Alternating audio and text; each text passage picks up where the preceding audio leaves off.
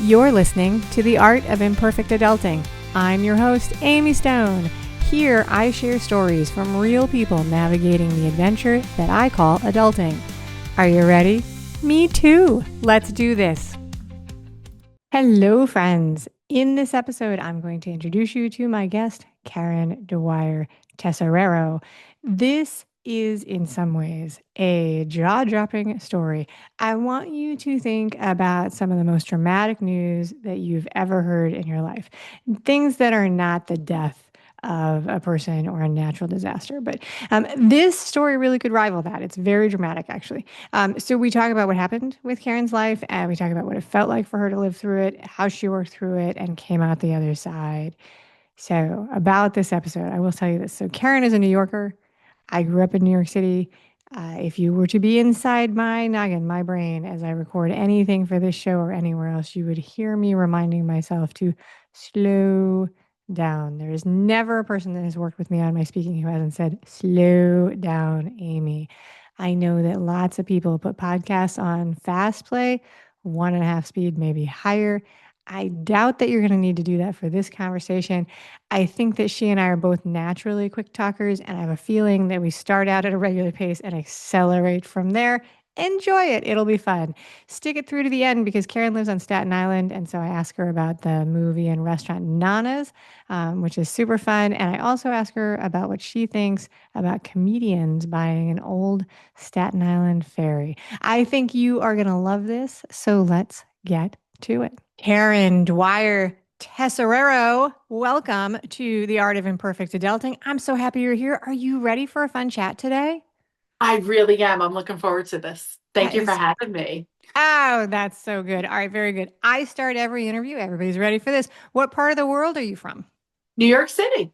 I love that. I grew up in New York City. Oh, did you? Yeah, what part of the city are you in? Um, Born and raised in Brooklyn and moved to Staten Island, but I work in Manhattan in the financial district. Oh, spectacular. I grew up in Manhattan. I'm married to somebody who grew up in Brooklyn. So, there's that. Very good. So, that's not the topic of the day. And in a second, we're going to get to the topic of the day. But before I do, I have one more warm up question, which is the saying is that laughter is the best medicine, right? So, what is one thing that you can count on to pretty consistently make you smile or laugh? It's my dog.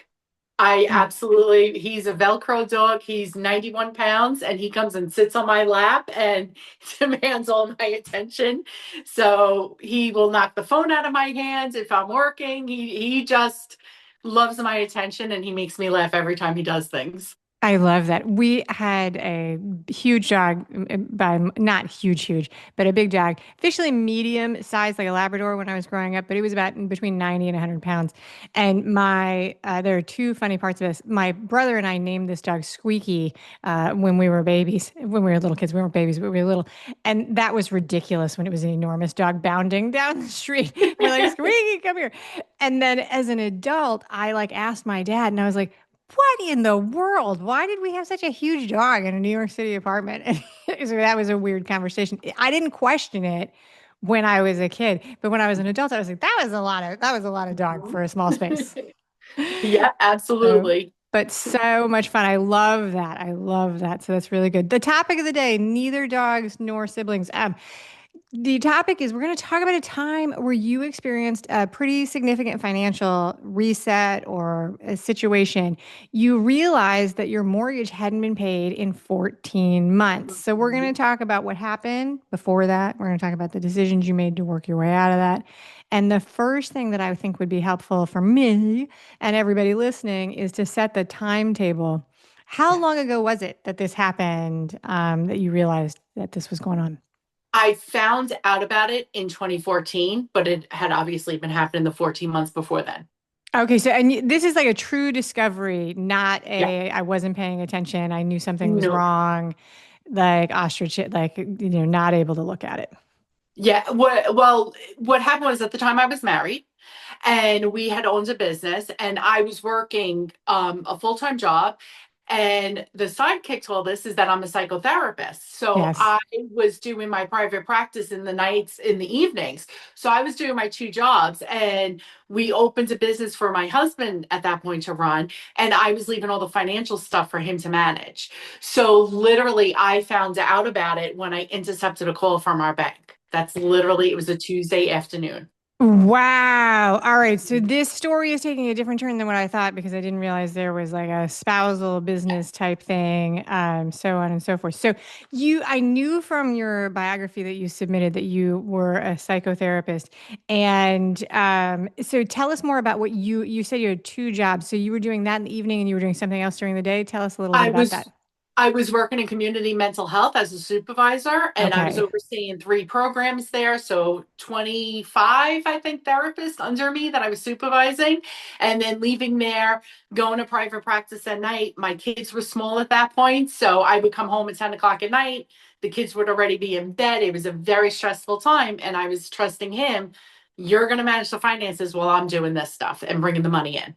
Very, very cool. Okay, so the reason I initially thought of the question about profession is that there is this idea that if you have this is a psychotherapist is considered a professional job. Like so, and there's this idea that if you get a professional job, if you do the training, you get the master's and the doctorate, and you do the things that equals financial security and affluence and adulthood. And it doesn't actually always work out that way.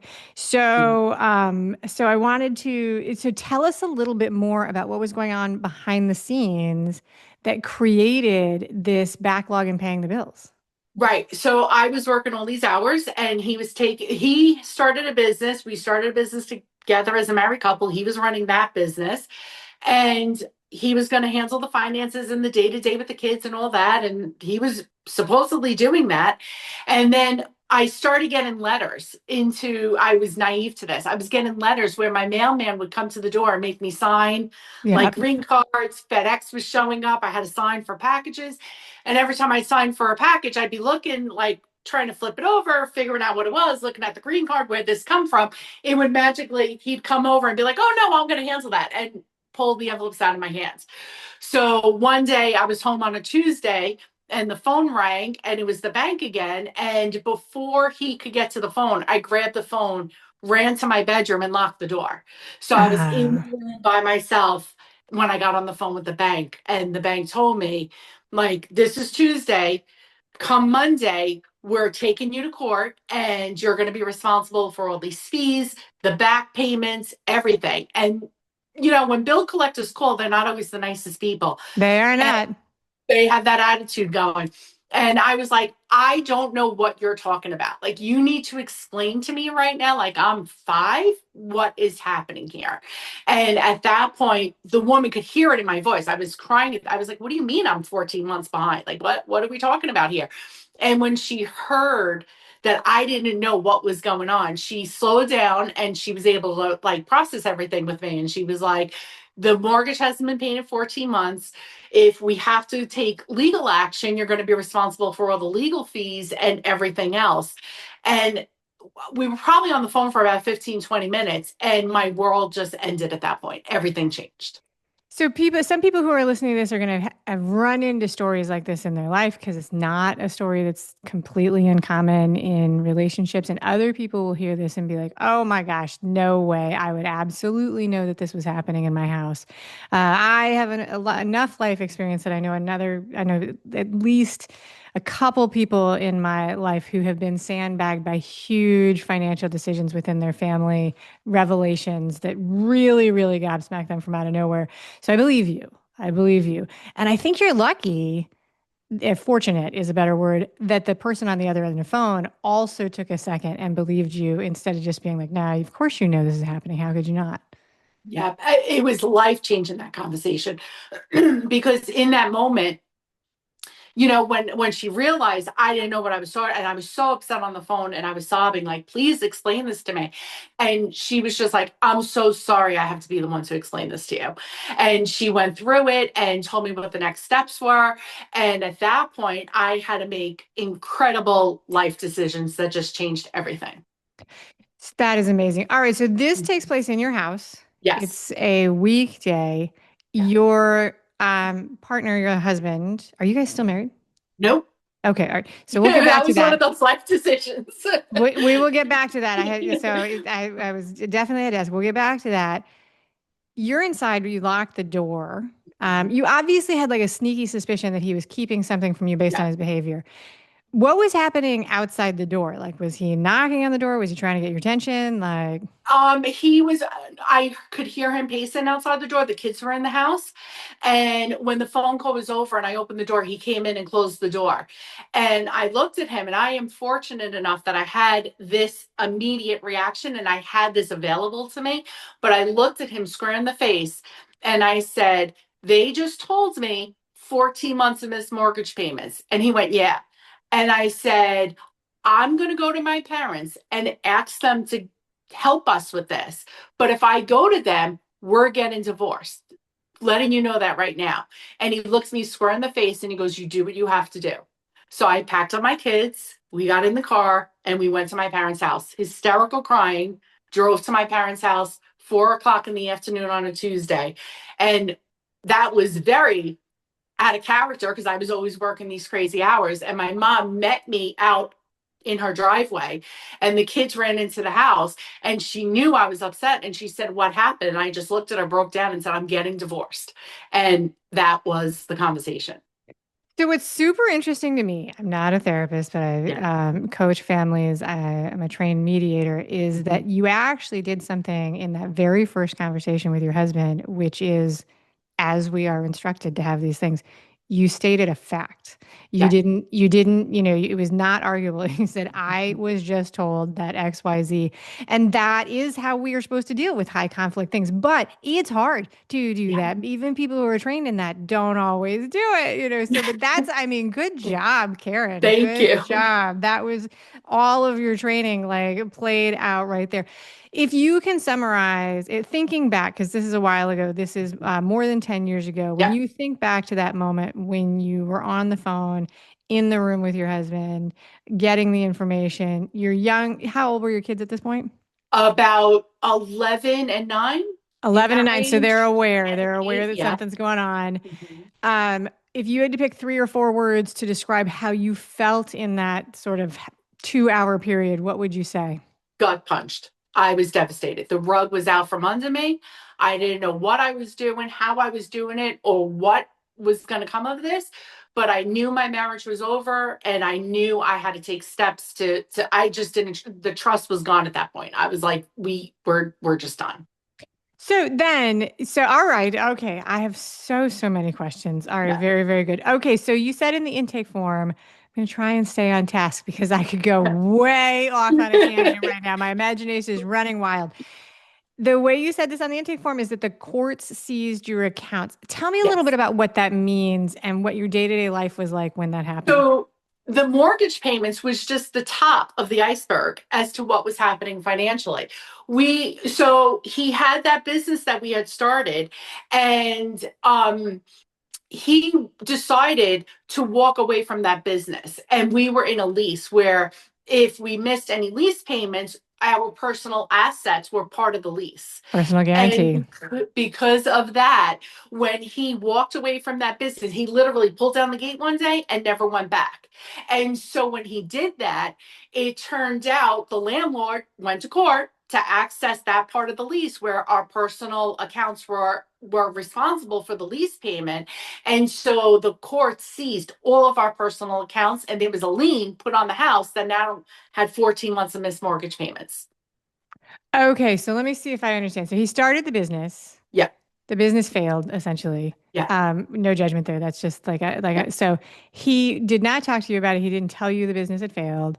Yeah. He walked away from the business. The leaseholder, corporate landlords are aggressive people. I mean, that's their business. They came after they enforced the contract. They enforced the contract, which you had personally guaranteed. They managed to do that with a court ruling without ever telling you. Without ever telling me. They Without ever told telling you. That's a him. little surprising. That's a little Yes. surprising. Yeah. And so then this money was removed from your account. He's also in charge of the personal finances, which is a relationship agreement that you guys Mhm. had. That's a spicy topic. Mhm. And So you were defaulting on personal bills because there just Mhm. wasn't any money left and he didn't tell you. Yeah. Wow. How long had you guys lived in the house? We had this was his childhood home. His parents Okay. had given us the home when his mom was getting older, she was like, come live in the house. It was a two-family house in New York. She lived in the apartment, we lived in the bigger part of the house. And so he had been in that house pretty much essentially at this point 45 years, something like that, 50 Yeah. years. And then we moved our kids in like 2005. My younger son was born in 2006 and came home to that house. That was the only house he knew. And Okay. so it was just completely devastating at that point. Everything was. Oh my goodness. Oh Mhm, my goodness. All right. So you get this news, mhm. Drama Central. Yeah. You're just absolutely but you immediately take action. You don't freeze. I immediately took action. I immediately took action all around because that was the other part of this. My private practice had taken off. And the part of this was at this point, I was doing private practice full time. I was building it up slowly and I was taking my time, selecting what kind of clients I want to work with, working on my trainings. Like here I was, blah, blah, blah, I'm doing my private practice.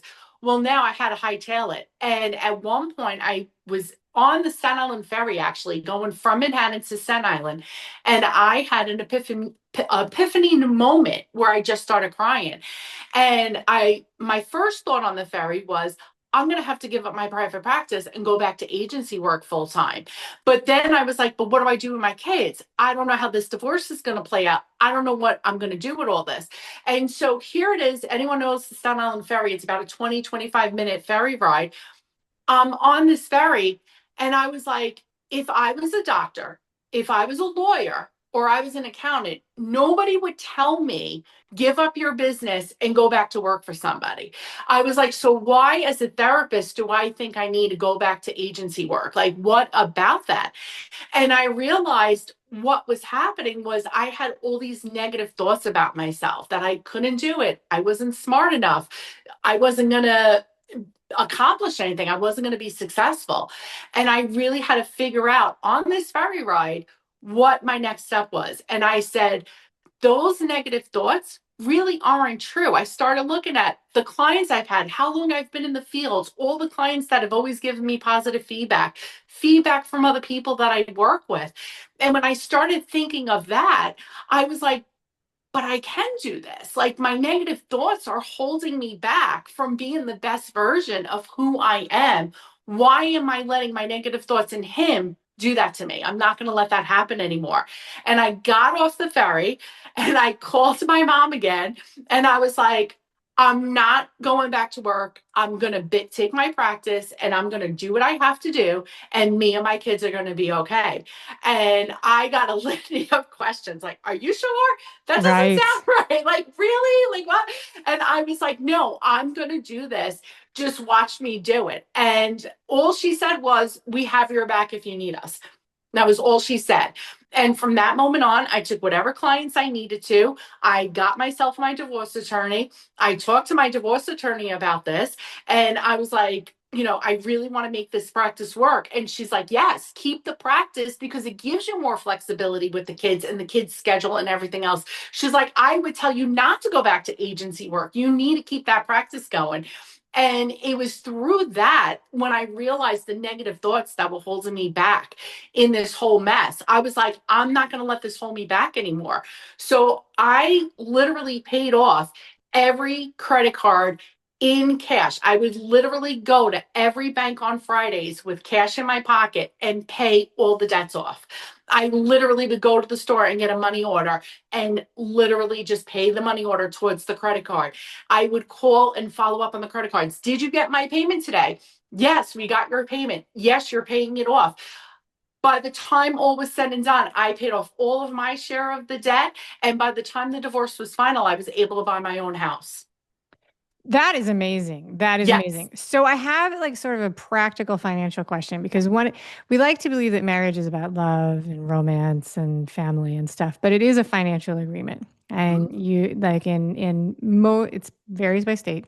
But in most states, when the married couple is responsible for the debts, everybody's responsible. It's a tricky thing. And when this happens where one person is creating debt and the other person has to, is a part of the thing. So, how did that work out? 'Cause- And when you were talking about keeping the practice, I was like, that's a bold move because there's a chance that people would come after that. Yes. Yeah. And it was very scary that because I had an professional limited liability company, that's Okay. the only thing that protected that bank account from the courts being able to seize that Huh. because I had Which my is a reason you can't PLLC. commingle funds, friends. Everybody Yeah. who's listened, do not commingle your funds. Never, ever, ever. Be sure you can prove it. Be sure you can prove it. Yeah. All right. So good job. Mhm. All right. So there's this huge amount of debt that is happening. You've got how long was it in between the fatal phone call and when you finished your divorce? Because this is not an instant process. It was 5 years in New York. Okay, 5 years. Literally, we literally came up with the agreement and then it sat on a clerk's desk somewhere in New York State until the judge could sign off on it. And even then they pushed back because the courts did not like our agreement. So we were getting calls from the attorney, like the court wants you to amend this. The court and I at one point I remember being on the phone with my attorney. I was like, tell the courts to stay out of it. I just need the signature. Like All I'm okay right. with this agreement. Let's just get it done. So you And guys just came to an agreement. The lawyers got together. You guys drafted an agreement. yeah, Okay. It yeah. wasn't like and then they were like, "Oh, we're not sure." So you were able to separate. Were you able to separate your debt from the family debt or how did you do that? No, what we had to do was literally split the debt 50-50. So while we were still married and I started going to the bank every Friday, I kept every single receipt, attached it to every single credit card. Like I have ADHD. I was keeping meticulous records so that when we got in front of the attorneys, I was like, I've already paid all of this debt. Like, when is he going to be held responsible to stand up and pay his part of the debt? And because I had all the financial records of how much I had paid off from my business, at that point they negotiated it and then he was responsible for his. We did actually have to sell that house and his share came from the proceeds from the sale of that house. It's like we're like a mind meld. I was going to ask what happened to the house. I was going to ask. Yeah. So, because usually the house is the biggest asset Hmm. in a family. So that's Yeah. during this time you're living with your parents? I lived with them for a short time and then I got an apartment for me and my boys. Thank goodness for your parents. Yes. Thankfully they were there. Yeah. All right. So that is a very, very, very dramatic story. And what Mhm. is the toughest conversation you had with any of the people that you had bills with? Um, this one makes me tear up. There was a credit card company, and I went into the branch, I made my payment, and then I called from the parking lot, and I was like, "Did you get my payment?" And this, I guess thought it was a much bigger company than what it was, or I don't know if they had the records on the screen, but the woman turned around and she's like, "Mrs. Tesoriero, you call us every Friday. And every Friday, we tell you the payment takes 24 to 48 business hours to post." They're like, "Please stop calling us right after you make the payment because we have no new information for you." And I was like, "But you don't understand. I have to pay this off. Like, I have to get this done." And she goes, "You're doing the right thing." She's like, "I see the payments you're making." She's like, "You're paying the debt back." She's like, "Keep doing what you're doing, but just stop calling us every Friday afternoon." And that was probably the toughest conversation. I mean, there were conversations with the lawyers and conversations with my ex where he denied a lot of this. Conversations with my kids because he would tell my kids that I was at fault for the debt and my parents were supposed to take that lien off the house for my kids, and my parents were supposed to save the house. They were going to be responsible for paying the 14 months of his mortgage payments. He didn't understand that he had responsibility in that. Wow. Hmm. Wow. Yeah. Okay. That went on for a while with my kids because my kids kept telling me, "Well, grandma's giving you money. Grandma's giving you money." And I was like, "No, grandma's not. I'm working." And I would show my son, "This is my business account. This is, the phone bill. Like, see how it's in the same name?" And he was like, "No, grandma's doing that." COVID actually changed that because my kids saw me pivot in a moment. Literally in New York, we went from Friday we were working until Monday we were shut down. Monday, I was doing phone sessions. I knew nothing about virtual calls. I knew nothing about Zoom. I was on literal old school phone doing sessions with clients, trying to figure out how am I going to get my copays? What systems do I put in place with this? And through COVID, my kids were homeschooled. They saw me working. They saw me, okay, I got to go into the office. I have a client now. And they saw all of that happen that now they know. They're like, yeah, mom's always working. Mom's always paying the bills. And they're older now. They're 21 and 18 now. They know that, everything gets provided by me. So it's so interesting because talking about money is something that some people do and other people don't do. Mhm. And a lot of parents don't talk to their kids about money, and this is not a judgment. It's just it doesn't often. It's there are families where it doesn't come up, and being able to talk about money is like a power skill, right? Being able to talk about it is a power skill, and so it's such a gift that you were had those conversations with your kids. I talk about money all the time and I don't have an issue with it. And years ago, my husband was like, Amy, you're a weirdo that you can do this. Most people don't talk about money. And I was like, I don't get it. And then I thought about it. I grew up, my dad was a freelancer. So just exactly what you're talking about. We talked about money all the time, not with drama or anything like that. It was just a thing we had to talk about. Like, it was like, Yeah. this is how we do it. And this is where the money is. And this is when we pay this. And so for me, I don't get super emotional about it. And I tell people all the time, I'm like, it's fine to explain to people about money because, and it is different. Like I grew up in the Mhm. 70s. It is different. People didn't have a lot of credit. It was harder to get credit. Yeah. What happened? Speaking of credit, so your accounts were seized. You stayed on top of the bills. Did you have any credit penalties for you as a person? Like, did Oh, your credit? absolutely. My credit was in the lowest you could possibly get. Like it was really bad.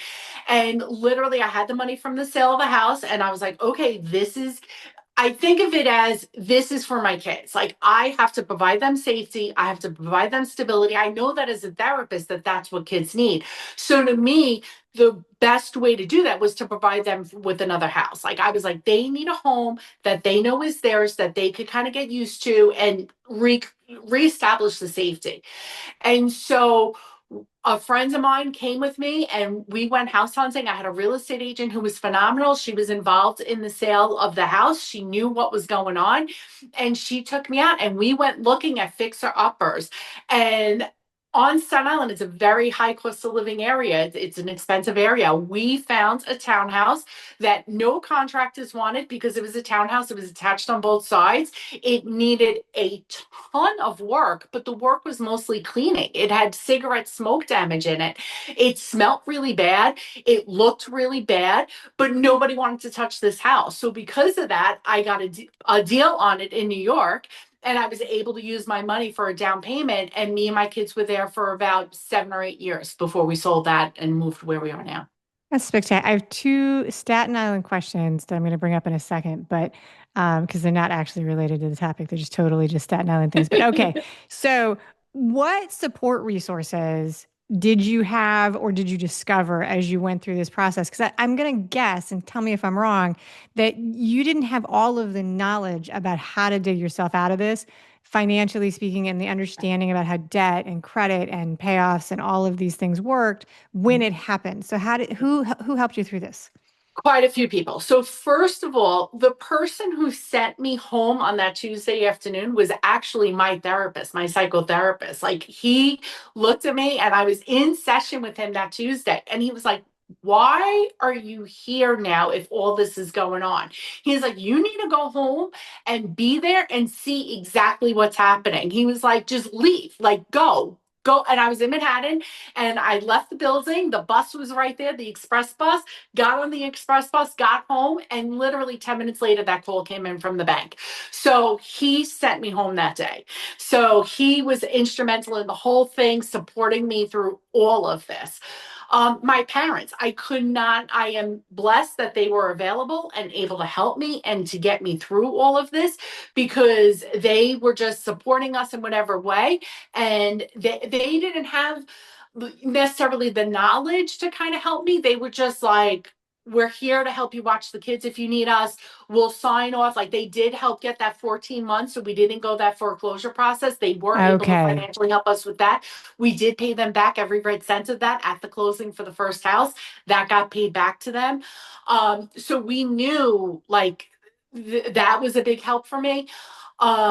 The other big help was friends of mine who stepped up, like that house that was renovated. I put it out on Facebook. Like, anybody know anything about cigarette smoke on the wall? Like, anyone know anything about putting tiles up on a wall?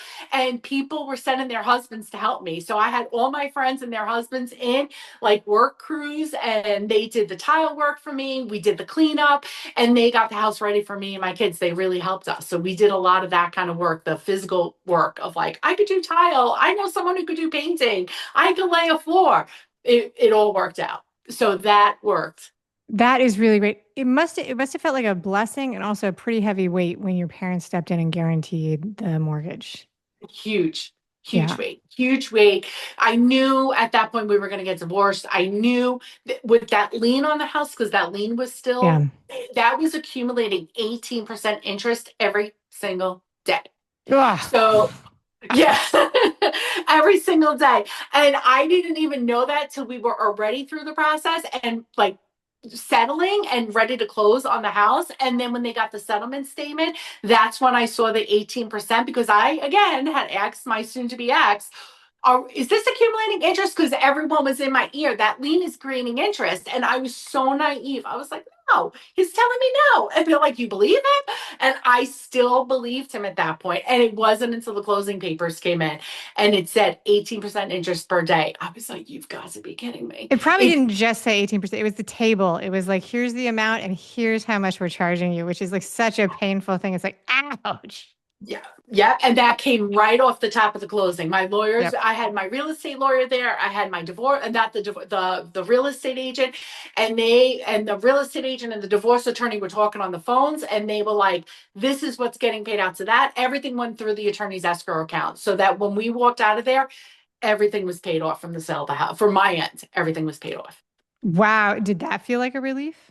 That felt like a relief, but it set off into another whole realm of financial trauma because then after that, up until about 3 years ago, every single day I checked every single account at least 10 times a day. It was the first thing I did when my eyes opened in the morning and the last thing I did at night. I would log in and check every single credit card balance, every checking account balance, every business account, every retirement account.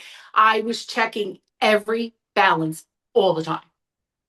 And that was because you had had the wool pulled out from underneath you, Yeah. and so it made for that period of time you were checking it because it was comforting that you had the information. Yeah. No one was going to surprise you. Okay. I can understand that because one of the things that people do say with money is like, it's a sign of fear, like not fear or uncertainty, but something to watch out for. If you're not willing to check your accounts, when you're scared to look in the accounts or you don't know what the accounts are, that's a thing that's like, it's like, well, why is that? Why don't you know? Like, what do you, it's not like an end all be all thing, but it's like, hey, what's the reason? Mhm. What's the reason? Like, are you afraid? Is somebody else in charge? Did you lose your password? Whatever. So those kind of things. Okay. Sometimes Mhm. what we think in the moment is very, very different than when we look back 10 years in the future, right? Like things will feel like they're huge. And 10 years later, we're like, oh, that was nothing. I Mhm. don't think this is ever going to feel like nothing. But when you look back on this event and like the 2 years maybe before it or whatever, what are some of the things that you look back and you're like, you know what? There were some times here where I wish I could have made different decisions. What were some of the things that you wish that you had pushed on or paid more attention to, or what are the things that you look back and you're like, oh, because I got nothing about after it happened. It seems like you rolled out you were on fast forward action taking, but beforehand, when you look back, what do you wish? What I do with my clients, and I tell my clients this all the time, and especially if I'm working with couples, put aside 10 to 30 minutes every single week and touch base with your partner, your spouse about finances. And not just enough of like, oh, I have it covered. Oh, don't worry about that. But no, I want to sit down. I want to know the checking account. I want to know the passwords. I want to know the credit. I want to know what credit card, what bill. I want to know what stocks, what investments we're making, what are our financial goals that we're working towards together, and sit together and go over that 10 to 20 minutes, half an hour every week. Sunday nights are a beautiful night for that. Sit down, kids are in bed, do that, because so many women rely on their partners for their finances, and it can wind up getting you in a heap of trouble. Oh And yeah, it was absolutely. devastating, Yeah. devastating. And I still see women do this, and it's just cringeworthy. I'm like, please don't rely on them that way. And it's not to say not to trust your partner, but you have to be aware anything can happen. They could go out and get hit by a bus tomorrow, and you have no access to anything because you just don't know. You need that information to live. Just as if you know about your kid's dentist appointment and know your kid's like health history, you should know your finances like this. Yeah, yeah. This is actually like so I learned this from somebody who is a divorce financial analyst. There's just phrasing like so, and she called it the car accident conversation. She's like, people don't make this about trust, but if one of you is surprisingly catastrophically injured, what is the information that the other person needs to have? And it shouldn't be a secret. It should be accessible. There should actually be somebody outside of the family that knows or the house that knows where it is, like your parents, your aunt, your uncle, whatever. So it is a really important thing for people to do. Same thing. Most people don't do it. So people should put it on their to-do list. That is a really, really good thing. The other fun name I've heard for that is people will call it money church. And they're like Yeah. once a week set up. It doesn't have to be on Sunday, but money church, call it your money church and go from there. So when you worked with a divorce attorney, did you also work with accountants and debt restructurers or anything like that? Nope, I didn't do any of that. I did it all Okay. on my own. I had, like I said, I had a lot of good friends around me. I had Yeah. one friend who worked in finance and his degree was in accounting. And he was just like, what are you Okay. doing now? What are you paying now? Like, Okay. pay this next. And he just kind of helped me get structured so that I knew what I was doing and gave me the plan. And then every once in a while, I'd check back and be like, this is where I'm at. And he'd be like, all right, keep going with this. And then, like, my real estate agent, like I said, she helped me. The mortgage guy, when he looked at my credit, he was like, the only thing that's going to help you right now is time. He was like, that's the only thing is like everything's paid off. You have no debt. He's like, you just need time right now. And so, like, having that advice and just making sure now I know if I put $20 on my credit card, it's paid off the next day. Nothing lingers anymore. I'm debt Yeah. free at this point, other than my new mortgage. And I just make those payments. Everything's on auto payment. I check it. I know the money's there. I'm relying on myself right now for that, and it just works. I love that. All right, that's very good. That's very, very good. Okay, so my Staten Island questions Yes, that I want to ask. Have you seen that movie that's out on Netflix now, Nana's?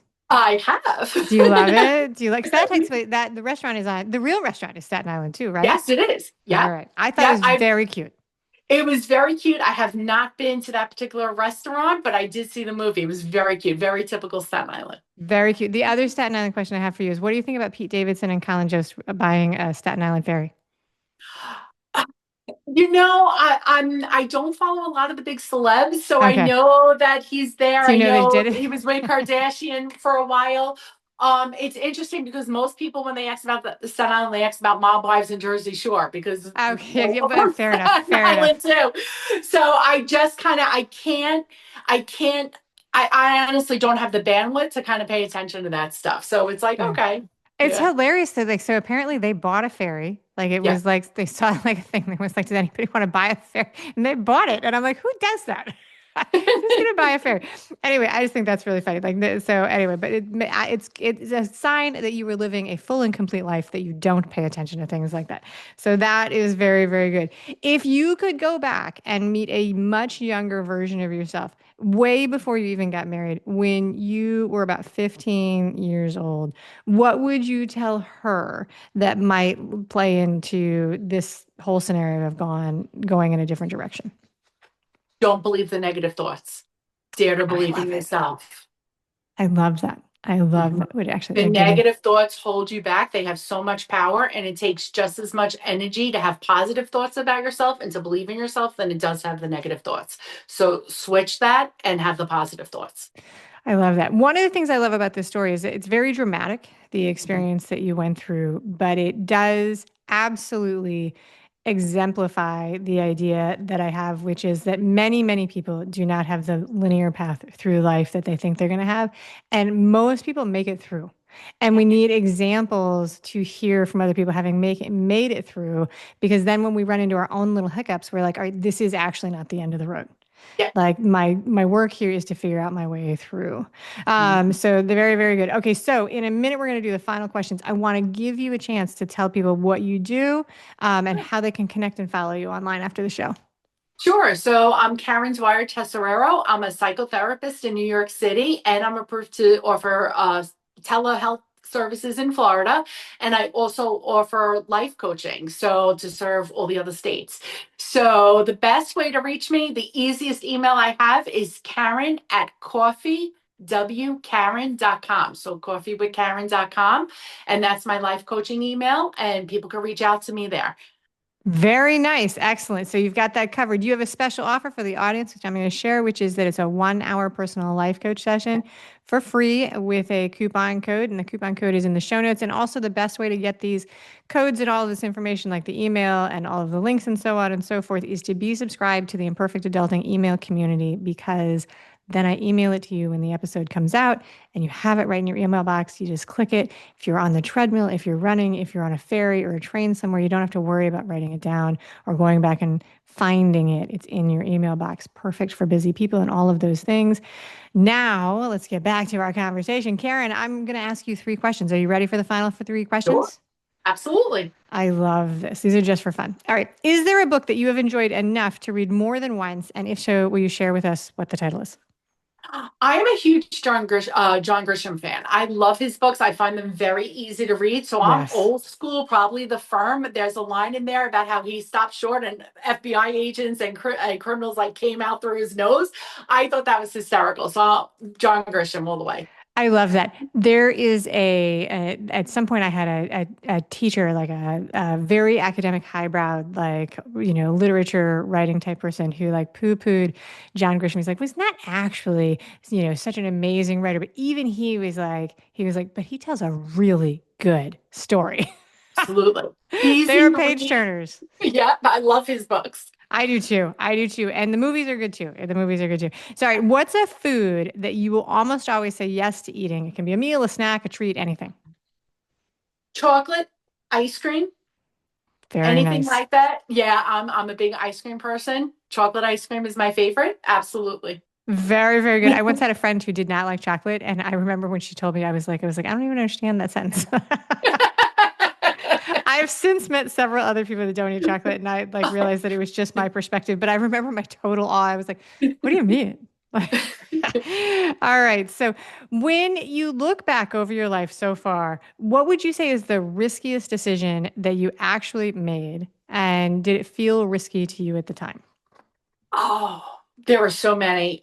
Starting my business, getting my divorce, starting another business, leaving my husband without any of this figured out. Mhm. That was all risky. Um, but it felt like I had no choice. And I've been told by many people that I'm pretty gutsy, that they're like, they tell me that they're in awe of me and the things that I do. Like I make a decision and I just run with it. And so I don't even think I realize sometimes that things are as risky as other people might think they are. I'm just like, oh, this is what I'm doing now. Well, I think that your story is representative of that. That you were like, "This is it. Like, I'm the line in the sand. This is what I'm doing, and that's it." All right, that's it, Karen. Thank you for being such an amazing guest today on the show. Thank you for having me. This has been so much fun. Thank you for listening today. I hope that you enjoy the show. And before I go, I want to encourage you to become a bigger part of the conversation. Obviously, subscribe wherever you're listening to the show. Listen to more episodes. That'd be great. Obvi again, please write a review and tell your friends about the show. That truly is a great help for getting the show in front of new people. Okay, but more fun for you yourself, head over to imperfectadulting.com and join the email community. You'll get some free stuff right away, and that way you'll begin to get the emails about the podcast. This includes the links for the special offers from the guests, and it's the only way to get that. Also, if you aren't in the mood to listen, I actually include an article directly in those emails. Whee! Now, if you love this and you crave more time with me, Amy, as a coach, a mentor, or just adultier adult, numero uno, check out The Village. If you have a story you want to share with the listeners, I'd love to hear from you. I have an open application. Just let me know you want it. And that's a wrap for today. Until next time, remember, the journey is the destination. Ralph Waldo Emerson said that, not me. Well, until just now, I did just say it. But what I want you to hear today is that if your adulting journey isn't going the way you expected, that may not mean that you're lost. It may just mean that you're on your way. This is Amy Stone, signing off. The Imperfect Adulting podcast is created and produced by Amy Stone and Amy Says So.